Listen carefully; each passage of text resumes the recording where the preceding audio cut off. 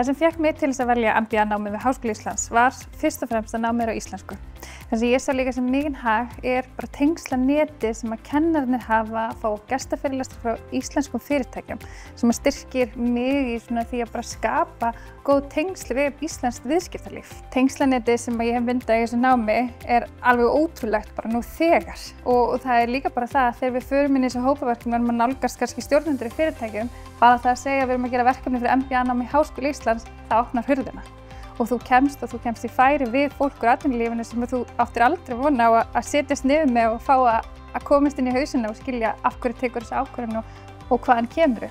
Þannig að tengslanetið orðið gríðarlega sterkt og það sem hefur komið fyrir mig að ég er komin inn í hóp af konum í stjórnendastöðum sem ótrúlega dýrmætt að geta speglað sig í og lært af og það ótrúlega gott að þú sérst með eitthvað til að spegla þig þegar þú ert á þessari vegferð. Að púsla saman vinnu, einkalíf og skóla að sjálfsögðu kannski ótrúlega mikið þegar þú hugsar út í það. En þetta hægt. Ég held að ég sé lifandi sönnun þess að það hægt að eiga 3 börn, fara í MBA-nám og skipta vinnu.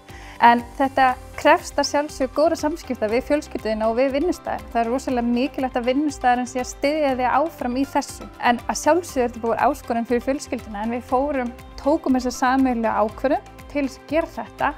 En það sem gerist að tíminn sem átt með börnum og fjölskyldunni, hann verður betri. Verður miklu betri af því að þú forgangsraðar honum.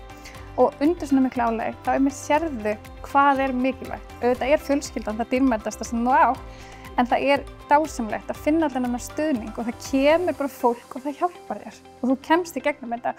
Og þetta að fara í MBA-nám besta ákvörðun sem ég hef tekið af því að þetta hefur styrkt mig sem einstakling og ég í alvörunni fullviss það að ég sé betri móðir og ég sé betri starfsmaður fyrir vikið.